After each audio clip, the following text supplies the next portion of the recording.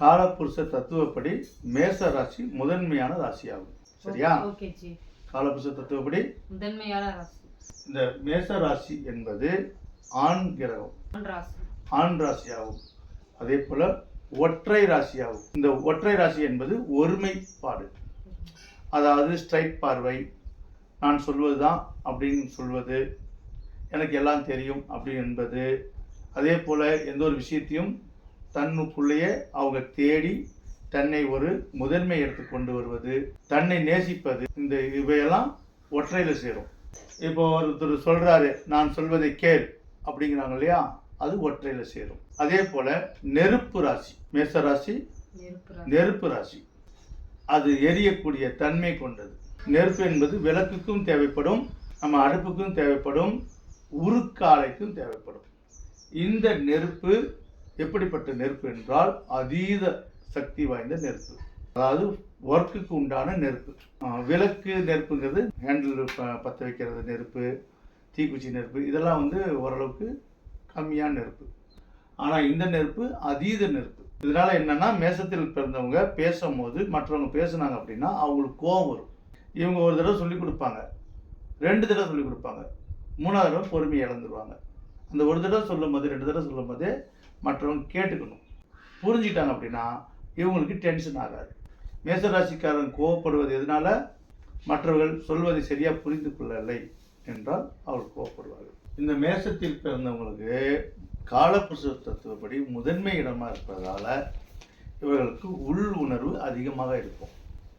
உள்ளுணர்வு அதிகமாக இருக்கும். மேசராசியில பிறந்த ஆணாக இருக்கட்டும் பெண்ணாக இருக்கட்டும், இவங்களுக்கு உள் உணர்வு அதிகம். எதையும் ஷார்ட்டா புரிஞ்சுக்கூடிய சக்தி இருக்கும், வேகமாக புரிந்து கொள்ளும் சக்தி இருக்கும். அதே போல எந்த வேலை செய்தாலும் சரி அதை சுறுசுறுப்பா செய்வாங்க. இந்த வேலை செஞ்சாலும் சுறுசுறுப்பா செய்வாங்க. இப்போ மேசத்தில் பிறந்தவங்க 80% பேர் சுறுசுறுப்பா இயங்குவார்கள். அப்படி எறும்பு போல இருப்பாங்க. ஆனா 20% விதியின் வசத்தால், மற்ற கிரகங்கள் அதற்கு அனுசரணையா இல்லாதப்போ அந்த சோம்பேறித்தனம் ஏற்படும். அதனாலேயே அவங்க லட்சியத்தை அடைய முடியாமல் போயிடும்.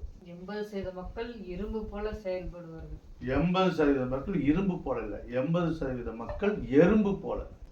80% மக்கள் எறும்பு போல செயல்படுவார்கள். எறும்பு எப்படி இருக்கும்? எனி டைம் சுறுசுறுப்பா இருக்கும். அது ஒன்றுக்கு பின்னாடி ஒன்று போயிட்டே இருக்கும். சரியா? அந்த மாதிரி அந்த ஒருமைப்பாடு கொண்டவங்க, ஒரு மன நிலை கொண்டவங்க. காலபுருஷ தத்துவப்படி 5ஆம் இடமான, அதாவது பூர்வ புண்ணியமான சூரிய பகவான் ஆட்சி பெறும் இடம். எல்லா கிரகத்துக்கும் ஒளி கொடுக்கக்கூடிய கிரகம் சூரியன். அது 5ஆம் இடம் சிம்மராசி. இந்த சிம்மத்தில் இருக்கிற சூரியன் உச்சம் பெறக்கூடிய வீடு மேசராசி. அப்ப அந்த உச்சம் பெருக்கும் போது அந்த மேசத்துக்கு என்ன பலம் அதிகம் கிடைக்குங்களா? ஆமா. இப்போ ஒருத்தர் மேசராசி என்று எடுத்துக்கொள்வோம். மேசராசி அவருடைய ராசியோ அல்லது லக்னம் என்று எடுத்துக்கொள்வோம். சந்திரன் என்றால் ராசி இருக்கும், லா போட்டிருந்தால் லக்னம். ராசினா என்ன? உடல், அழகு, முகம், மனசு, நம்மளுடைய எண்ண செயற்பாடுகள், இதெல்லாம் சந்திரன். சூரியன் என்பது என்னன்னா ஆத்ம பலம், அதாவது நம்மளுடைய ஆத்மா, உயிர் நிலை. அதே போல ஆண்மை பலம், வீரம், அதிகாரம், ஆட்சி, அரசு, தகப்பன், இதெல்லாம் எடுத்துக்கணும். சூரியன் ஆட்சி, அரசு, தகப்பன், அதிகாரம், நிர்வாகம். சூரியன் பலமாகும் போது இவ்வளவும் நம்ம வாழ்க்கையில கிடைக்குதுங்களா?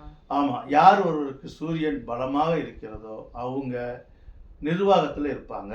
எவ்வளவு டிகிரி செல்சியஸ்ல எந்த அளவுக்கு அமைஞ்சிருக்குதோ அதை வைத்து அந்த சூரியனுக்கு இப்போ ஒரு சாதாரண சூப்பர்வைசர் வேலையாவது கிடைக்கும். அந்த சூப்பர்வைசர் வேலைனாலும் ஒரு 10 பேர்த்தை அதிகாரம் பண்றது தானே.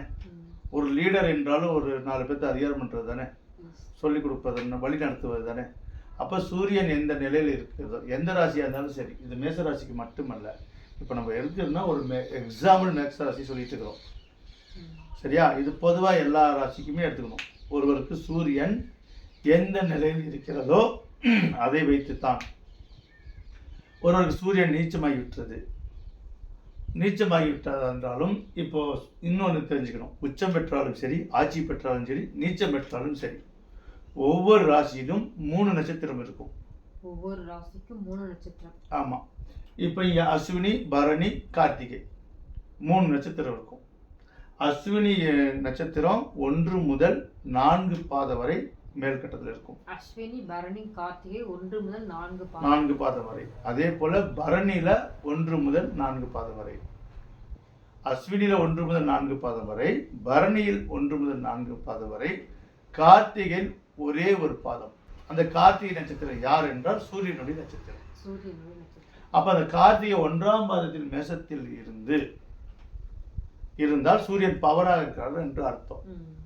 இப்ப இவர் பவரா இருக்காரு, ஆனா அது மற்ற ராசிக்கு ஃபேவரா இருக்காருங்கிறது வேணும். சரியா? இவர் பவரா இருக்கார் என்றால் இப்போ மேச ராசிக்கு அவர் சமநிலை கொண்டவர், ஃபேவர் கிரகமாகவும் உள்ளார். அப்போ ஃபேவர் கிரகமாக உள்ளவர் அந்த அஸ்வினி பரணியை விட கார்த்திகையில் இருந்தால் ஃபுல் அண்ட் ஃபுல் பவராக இருக்கார், முழு பவர் அதிகாரத்தில் இருக்கார் என்று அர்த்தம். இப்போ நஞ்சுமே தகப்பன், பதவி, அதிகாரம், அரசியல், அரசியல் எல்லாம் ஒண்ணுதான். அரசாங்கம், அரசாங்க அதிகாரியா இருக்கட்டும், அரசியலா இருக்கட்டும், நிர்வாகம், கவர்மெண்ட் ஜாபா இருக்கட்டும், எல்லாமே அதுதான். சரியா? ஒரு டீச்சரா இருக்கட்டும், இதெல்லாம் அங்கதான் வரும். மேச ராசிக்கு 4ஆம் இடம் யார் அப்படின்னா சந்திரன். மேச ராசிக்கு 4ஆம் இடம் சந்திரன். இந்த சந்திரன் என்ன ஆகுது? தாய்மை குணம் கொண்டது. இப்போ இந்த சந்திரன் மேச லக்னத்திலேயோ மேச ராசினாவே அங்க சந்திரன் வந்துருவார். அதுவே லக்னமா இருந்து சந்திரன் அங்க இருக்கார் அப்படின்னா தாய் இவங்களுக்கு எப்பொழுதுமே ஆதரவா இருப்பாங்க. இப்போ அந்த மேசத்துல மேச ராசியினுடைய செவ்வாயும் அந்த சந்திரனும் அங்க இருந்தார் அப்படின்னா, மேச ராசி இருந்து அதுல மேசராசிக்கு உண்டான செவ்வாயும் சந்திரனும் அங்க இருக்கும் பொழுது அது சந்திர மங்கள யோகமாக அமையும். சந்திரன் மங்கள யோகம். இந்த சந்திர மங்கள யோகம் என்ன செய்யும் அப்படின்னா, வாழ்க்கையில எந்த நிலையிலும் நிதானத்தை கடைபிடித்து தன்னை ஒரு தாய்மையாக்கி கொண்டு ஒரு தியாகத்தை செய்து அந்த தியாகத்தின் மூலமாக நன்மைகளை வரவழைத்துக் கொள்ளும். எப்பயுமே நம்ம எண்ணங்கள் செயல்கள் தான் நம்ம வாழ்க்கையை நிர்ணயிக்கும். அப்ப இவங்க என்ன செய்வாங்க? தாய்மை குணத்தோட செயல்பட்டு அதுல கிடைக்கக்கூடிய ப்ரமோஷன், எந்த இலாக்காவா இருந்தாலும் சரி, எந்த இடத்துலயா இருந்தாலும் சரி, ஒரு குடும்பமா இருந்தாலும் சரி, தொழில் செய்யக்கூடிய இடமா இருந்தாலும் சரி, சரியா? அப்ப அந்த இடத்துல எல்லாத்துலயும் என்ன செய்வாங்க? தாய்மை குணத்தோடு செயல்படுவாங்க, உள் உணர்வோடு செயல்படுவாங்க. ஏன்னா மேசம் என்பது ஒரு ரோசக்கார கிரகம், ஸ்பீடு கிரகம். சந்திரன் என்பது உள் உணர்வு, மனசாட்சி, மனசு, அன்பு, இதெல்லாம் தாய்மை குணம். அப்புறம் இரண்டும் சேரும்போது ஒரு ஆணும் பெண் கிரகம். சந்திரன் பெண் கிரகம், இந்த செவ்வாய் ஆண் கிரகம். அதாவது மேசத்தில் இருக்கும் கிரகம் ஆண் கிரகம், அதே விருச்சகத்தில் இருக்கிற செவ்வாய் பெண் கிரகம். அப்போ ஆணும் பெண்ணும் சேரும் பொழுது எப்படி இருக்குன்னா, ஒரு ஆணும் பெண்ணும் சேர்ந்து ஒரு குடும்பம் நடத்துவது எப்படி இருக்குமோ அதே போல இவங்க எங்க சென்றாலும் ஒரு குடும்பமாக தான் எல்லாத்தையும் கருதுவாங்க. யாரையுமே தன்னுடைய குடும்பமாக கருதி அவங்களுக்கு நல்ல விதமாக போதிப்பாங்க, நல்ல விதமாக சொல்லுவாங்க. சரி, இப்போ இதே மேச ராசிக்கு குரு பகவான் எந்த நிலையில் இருக்காரோ இதே சந்திரன் 4ல் இருக்காரு. இந்த மேசத்துக்கு சந்திரன் 4ல் ஆட்சியில் இருக்காரு. சரியா? இவர் எங்க வேணா இருக்கட்டும், இந்த செவ்வாய் எங்க வேணா இருக்கட்டும், 4ஆம் இடத்துல சந்திரன் ஆட்சியில் இருக்கார். அப்ப 4ஆம் இடத்துல என்னென்ன நட்சத்திரம் இருக்கிறது அப்படின்னா, புனர்பூசம், பூசம், ஆயில்யம். புனர்பூசம் குரு பகவான் கொண்ட நட்சத்திரம். பூசம் என்பது சனியோட நட்சத்திரம். ஆயில்யம் என்பது புதனோட நட்சத்திரம். சரியா? இந்த சந்திரனுக்கு அந்த சனியும் அந்த புதனும் எதிர்கிரகம். இந்த சந்திரனுக்கு சனியும் புதனும் எதிர்கிரகம். அப்ப யாருங்க பேவர் கிரகம்? குரு. புனர்பூசம். இப்ப அந்த சந்திரன் புனர்பூசத்தில் இருக்காரா, பூசத்தில் இருக்காரா, ஆயில்யத்தில் இருக்காரான்னு கவனிக்கணும். அப்பதான் இவர் 4ஆம் இடத்துல இருந்தாலும் இவருக்கு சாதகம் செய்வார். எந்த இடத்துல இருந்து எந்த இடத்தை பார்க்கிறோம் அப்படிங்கிறது. ஆமா, சாதகம் செய்வார். 4ஆம் இடத்துல இருந்து 7ஆம் பார்வையாக அவங்களுடைய 10ஆம் இடத்தை பார்வை செய்வார். 10ஆம் இடத்தை. 4ஆம் இடத்துக்கு சந்திரன் 1 2 3 4 5 6 7 7ஆம் பார்வையாக அவங்களுடைய 10ஆம் இடத்தை பார்வையிடுவார். சனி இருந்து விட்டால் என்ன ஆகும்னா மிஷினரி தொழில் செய்வார்கள் அல்லது கடுமையான ஹார்ட் ஒர்க் செய்வார்கள். மிஷினரியும் கடுமையான தொழில் அல்லது ஒரு ஏழ்மையான கடுமையான வேலை செய்வார்கள். அதாவது உடலால் உழைப்பார்கள். சனிக்கு பதிலாக சுக்கிரனோ குருவோ இருந்து விட்டால் அல்லது சூரியன் இங்கு இருந்து விட்டால் இவங்களாம் என்ன செய்வாங்கன்னா, சூரியன் இங்கு இருந்து விட்டால் அதிகாரம் கிடைக்கும். சூரியன் இங்கு இருந்து விட்டால் அதிகாரம் கிடைக்கும். சூரியன் உச்சம் அடையும் ஆட்சி செய்யணும். ஏமா இந்த பாடத்தை சொல்லும் போது நீங்க கவனிக்கணும். என்ன சொல்லிட்டு இருக்க, இங்க இருந்து 4ஆம் இடம் 7ஆம் பார்வையாக 10ஆம் இடத்தை பார்க்கும். 10ஆம் இடம் என்பது என்ன? தொழில் ஸ்தானம். அப்ப இந்த இடத்தை பார்க்கும் பொழுது இங்க என்ன கிரகம் இருக்குதோ அதை வச்சுதான் அது வந்து ஜெயிக்கும். அப்ப இங்க சூரியன் இருந்தா அந்த சூரியன் யாரு? மேஷத்துக்கு 5ஆம் அதிபதி, பூர்வ புண்ணிய ஸ்தானம் அதிபதி, அதிகாரம் கொடுக்கக்கூடிய அதிபதி, உச்சம் பெறக்கூடிய ஆன்மீக அதிபதி. அது வந்து இங்க 10ல இருந்து இந்த சந்திரன் இங்க இருந்து இந்த பார்வை செய்து விட்டால் சூரியன் சந்திரன் நேரடி பார்வை வந்துடும். அந்த சனி எங்க இருந்தாலும் பிரச்சனை இல்லை. இப்ப சனியும் இங்கே இருக்காருன்னு வச்சுக்குவோம். சனி இங்கே இருந்தார் அப்படின்னா அரசாங்க பதவி கிடைக்கும். இவங்க அரசாங்க வேலை தான் புருஷன். இது பிறந்த ஆணாக இருக்கட்டும் பெண்ணாக இருக்கட்டும் அரசாங்க வேலை தான் குடும்பம். ஏன்னா இப்ப சந்திரன் அதுவும் சனி இங்கே சூரியன் எல்லாம் இங்கே சேரும் போது இவங்க எப்படி இருப்பாங்கன்னா ரொம்ப ஸ்ட்ரிக்டா இருப்பாங்க. இவங்களுக்கு அடிக்கடி டிரான்ஸ்ஃபர் ஆகிடும். சனியும் சந்திரனும் ஒன்னா இணைஞ்சிருக்கும். சனியும் சூரியன் இவங்களாம் ஸ்ட்ரிக்ட் ஆயிடுவாங்க. இவங்க மனசுக்குள்ள லட்சியங்கள் இருக்கும். ஒருவர் லஞ்சம் வாங்குறார் அப்படின்னு எடுத்துக்குவோம். லஞ்சம் வாங்குறார் அப்படின்னா அந்த சனியும் சந்திரனும் சேர்ந்தால் லஞ்சம் வாங்குவாங்க. இப்ப சனியும் சந்திரன், இப்ப இங்க குரு இருக்காரு, இங்க வந்து குரு வச்சுக்குவோம். சனி குரு மட்டும் இருக்காரு. சனி குரு மட்டும் இங்க இருக்காரு, சந்திரன் அங்க இருக்காருன்னு வச்சுக்குவோம். அப்ப இவ மனசாட்சி கட்டுப்பட்டு ஆளை அனுசரித்து ஏதோ கொஞ்சம் வாங்கிட்டு செய்வார். ஏன் இந்த லஞ்சம் வாங்குறாங்க அப்படின்னா என்ன காரணம் அப்படின்னா இவங்க லஞ்சம் கொடுத்து தான் வேலை பெற முடியுது. இப்போ பொதுவாக வந்து எல்லா வேலைக்கும் லஞ்சம் கொடுத்து தான் ஆகணும். ஏன்னா படிக்கும் போதே லஞ்சம் வந்துடுது. படிக்கும் போதே இப்போ எஜுகேஷன் என்ன செய்கிறோம், பணம் கொடுத்து தான் வாங்குறோம். யாரும் இப்போ கார்பரேஷனில் வந்து அதிகம் படிக்கிறது இல்லை. கார்பரேஷனில் ஒரு சிலர் தான் படிக்கிறாங்க. அப்போ நிறைய பேர் என்ன செய்கிறோம், கான்வென்ட்டில் படிக்கிறோம். அந்த படிப்பு பணம் கொடுத்து தான் வாங்குறோம். எப்போ வந்து எல்கேஜி ப்ரீகேஜிலேருந்து ப்ரீகேஜி யூகேஜி எல்கேஜி வரைக்குமே எல்லாமே பணத்தை கொடுத்து தான் படிப்பு வாங்குறோம். அப்போ லஞ்சம் வாங்குறதுல ஒரு பெரிய விஷயம் இல்லைங்கிற மாதிரி கொண்டு வந்துடுது. காலம் கொண்டு வருது, நம்ம கொண்டு வரல, காலம் கொண்டு வருது. ஏன்னா எல்லாமே பணம் ஆக்குதல். சரி, ஒருத்தர் பஞ்சம் இல்லாமல் இருக்கணும் அப்படின்னா ஏன் ஒருத்தருக்கு ரொம்ப பஞ்சம் ஏற்படுது அப்படின்னா அதே மேசராசி வச்சு நம்ம கிளாஸ் எடுக்கிறோம்னு வச்சுக்கோம். இப்போ இந்த மேசராசியில் உள்ள செவ்வாய் பகவான் 3ஆம் இடத்துலயோ 6ஆம் இடத்துலயோ 6ஆம் இடத்துலயோ 8ஆம் இடத்துலயோ 3 6 8 இந்த 10 11 இருந்தாலும் சரி, 3 6 8 10 11 இருந்தாலும் சரி, இந்த 11ஆம் இடம் லாபஸ்தானம் தெரிஞ்சுக்கணும். அப்ப லாபஸ்தானத்துல இருந்தும் கூட பஞ்சம் சிலருக்கு ஏற்படும். அப்ப என்னது, அவிட்டம் சதயம் புரட்டாதி. இந்த இடத்துல என்ன இருக்குது, 11ஆம் இடம் வந்தாலும் அவிட்டம் சதயம் புரட்டாதி. அவிட்டம் என்பது அவருடைய சொந்த நட்சத்திரம். அப்ப இந்த 11ஆம் இடத்துல அவிட்ட நட்சத்திர செவ்வாய் இருந்தார் அப்படின்னா மிகப்பெரிய யோகம் வந்துடும். இவர் ஏழ்மையான வீட்டில் பிறந்தா கூட ராஜ வாழ்க்கை வாழக்கூடிய நிலை வந்துடும். அதாவது இந்த இடம் ஏன்னா சனி பகவானிடம் எதிரிடம். சனி இங்கே இருந்தாலும் சரி, சனி இங்கே இல்லைனாலும் சரி. மேசராசி 11ஆம் இடத்துல சொந்த நட்சத்திரத்தில் இருந்தால் அவர் ஏழ்மையாக பிறந்தாலும் ராஜ வாழ்க்கை வாழக்கூடிய நிலை வந்துடும். தசாபுத்தி காலத்தில் வந்துடும். சதயம் என்பது ராகுவின் நட்சத்திரம். ராகுவின் நட்சத்திரம். அப்போ ராகுவோட நட்சத்திரத்தில் அங்கே 11ஆம் இடத்துல இருந்தும் வேஸ்ட்டு. சரியா, வரும் லாபங்கள் வரும், வராமல் இருக்காது. ஆக மொத்தம் 11ஆம் இடங்கள் லாபம் வரும். ஆனால் வந்தால் தக்க வச்சுக்க முடியாது, பெரும் செலவாகும். வரவுக்கு மீறிய செலவுகள் ஏற்படும். இதனால தான் நிறைய ஜோதிடர்களை ஸ்தம்பிச்சு போகிற காரணம்னா 11ஆம் இடத்துல இருக்குதுங்க உங்களுக்கு என்னங்க அப்படின்ட்டுருவாங்க. அதுலேயும் கூட 1ஆம் பாதம் 2ஆம் பாதம் 3ஆம் பாதம்னு இருக்குது. நம்ம ஒருத்தர் ஜோதிடம் சொல்லும் போது எக்ஸாக்டாக சொல்லணும். புரட்டாதி யாரு? குருவ நட்சத்திரம். அப்போ குருவ நட்சத்திரத்தில் இங்கே இருந்தால் இன்னும் வலு பெறுகிறார். அவருக்கு பட்டம் பதவி எல்லாம் கிடைச்சிடும். பரிசுகள் சின்ன வயசுலேருந்தே நல்ல பரிசுகள் வந்து விளையாடி பரிசு வாங்குறதா இருக்கட்டும், எந்த ஒரு விஷயத்துலையும் பரிசு பட்டம் வாங்கிட்டே இருப்பாங்க.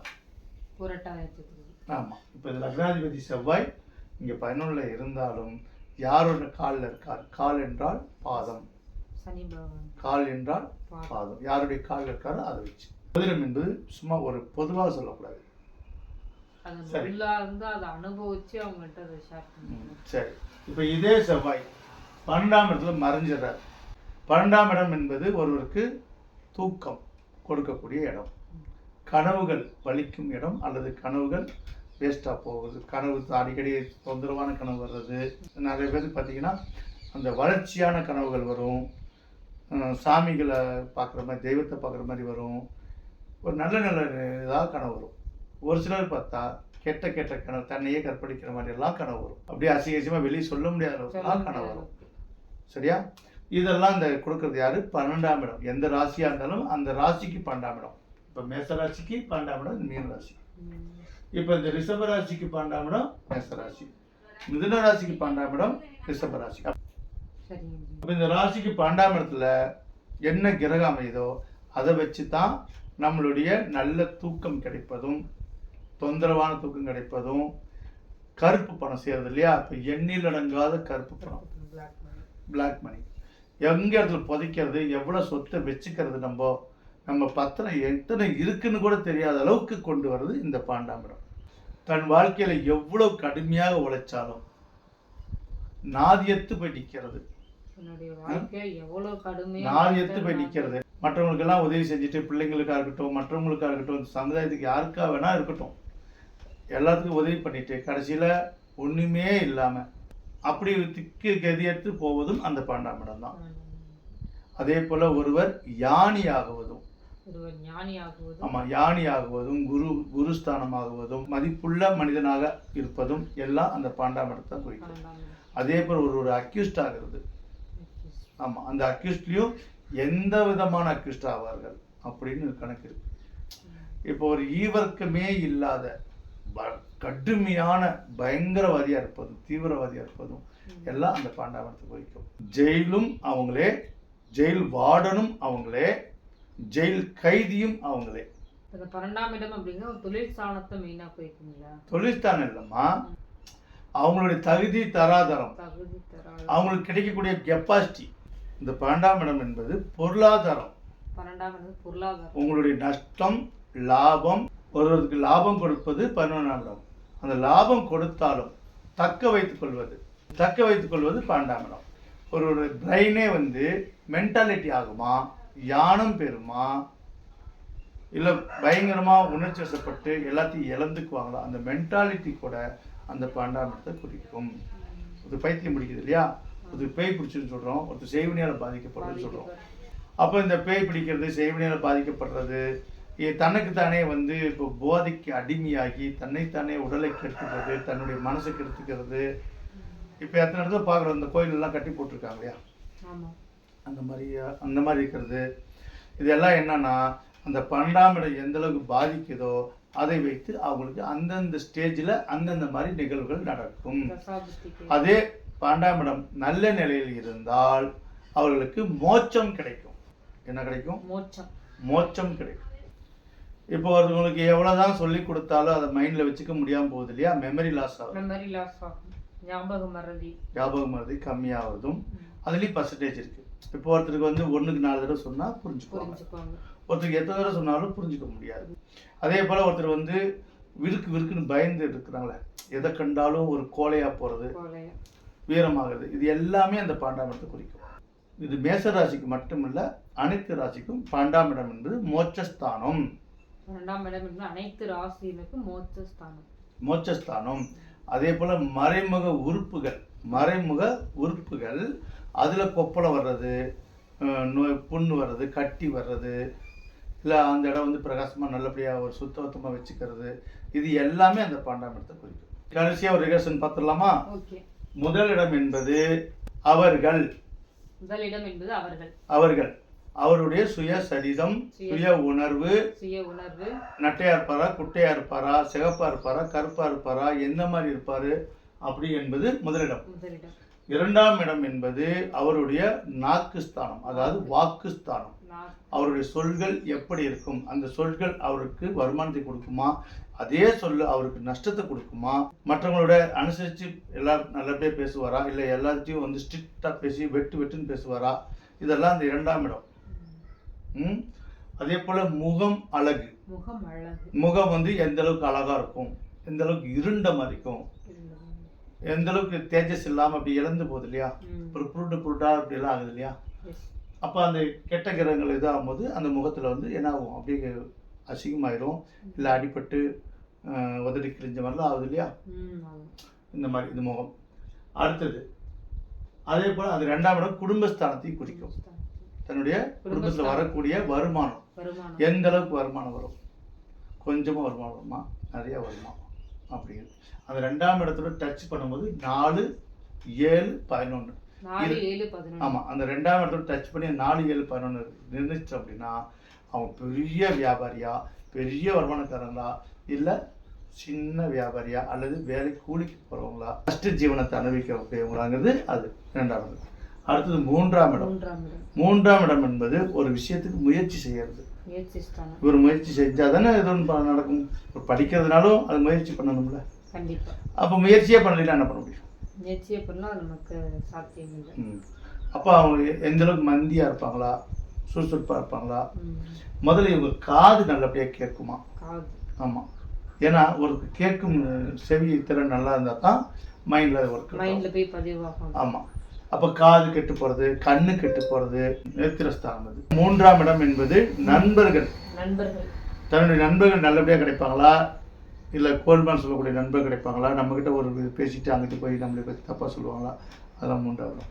நான்காம் இடம் தன்னுடைய தாய் எந்த மாதிரி நல்ல குணம் கொண்டவங்களா, அவங்களுடைய வாழ்க்கை நல்லபடியாக வாழ்ந்தாங்களா, அவங்க நமக்கு வந்து தாயாக இருந்தாலும் நமக்கு நல்லபடியாக பாசமாக பார்த்துக்கிறாங்களா, கடைசி வரைக்கும் நம்ம கூட இருப்பாங்களா, இருக்க மாட்டாங்களா.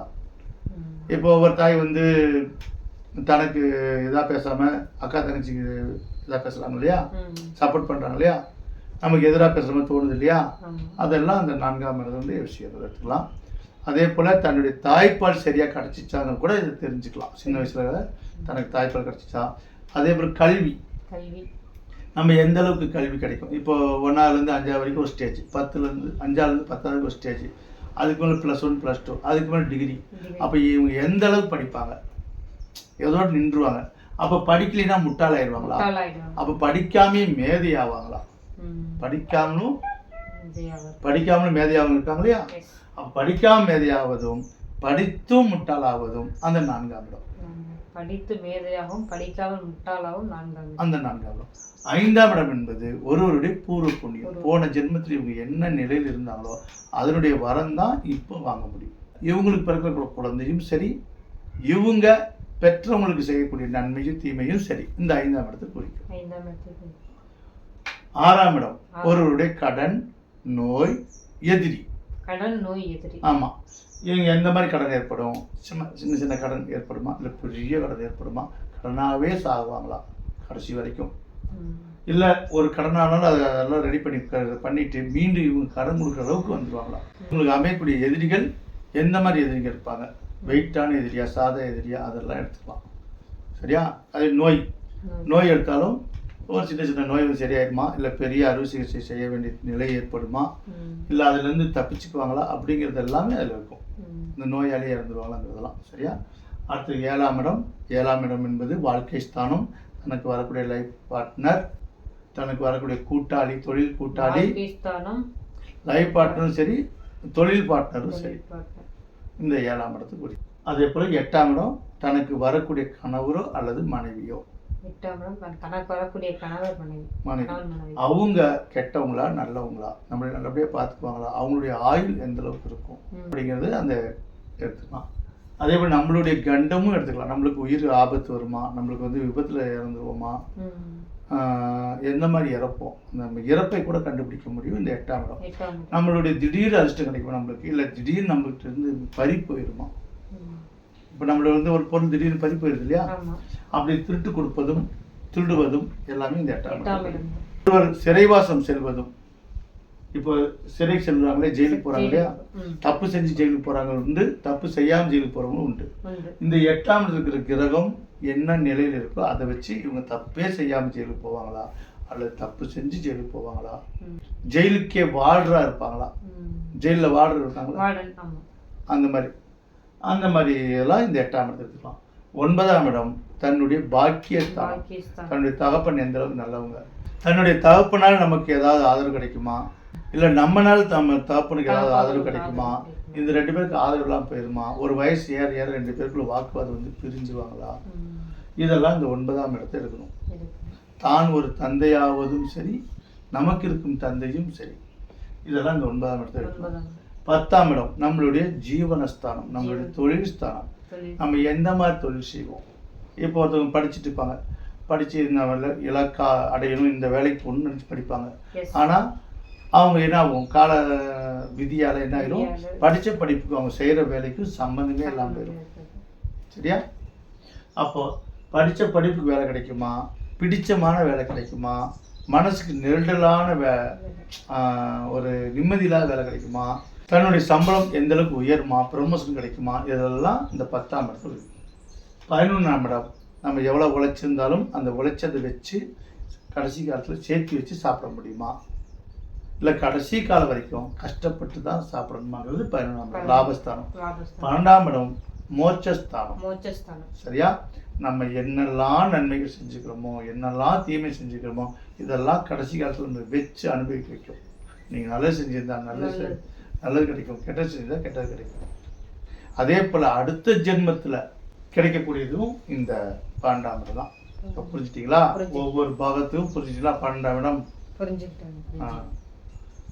இந்த மாதிரி நீங்கள் கிளாஸ் நீங்கள் அடுத்தவங்களுக்கு சொல்லித்தரும் போது இதெல்லாம் நீங்கள் என்ன செய்யணும், முதல்ல மைண்டில் செட் பண்ணிக்கணும். முதல் இடம்னா என்ன, 2ஆம் இடம்னா என்ன, 3ஆம் இடம்னா என்ன, அப்படியே பாண்டதுக்கு. அதே மாதிரி அதில் இருக்க கிரகங்கள் என்ன, எந்தெந்த கிரகங்கள் ஆட்சி பெறுகிறது, அதே போல் அந்த கிரகங்கள் பால் தன்மை என்ன, ஆனா பெண்ணா, அந்த பெண்ணோட அந்த கிரகத்துடைய அந்த அந்த கட்டத்துடைய குண விஷயம். சரியா? அப்போ ஒற்றையா இரட்டையா, அப்போ பால் தன்மை நெருப்பு நீர் காற்று இதெல்லாம் வரும். இவையெல்லாம் நீங்கள் மனப்பாடம் பண்ணிக்கணும். ஒரு ஜோதிடம் சொல்லும் போது இதெல்லாம் கருத்தில் வச்சு தான் சொல்லணும். அப்போ தான் உங்ககிட்ட வந்து அவங்க நலம் பெற முடியும். ஜோதிடம் எல்லாரும் பார்க்கலாம், ஆனால் உங்ககிட்ட பார்த்து அவங்க பயன் பெறணும், நலம் பெறணும். சரியா? இன்னும் ஜோதிடத்தை பற்றி உங்களுக்கு சரியான விழிப்புணர்வு ஏற்பட வேண்டும் என்றால் நீங்கள் ஜோதிடம் கற்றுக்கொள்ள ஆர்வம் உள்ளவர்களாக இருந்தாலும் சரி, மீண்டும் அனைவருக்கும் என் நெஞ்சார்ந்த வணக்கத்தை தெரிவித்துக் கொள்கிறேன்.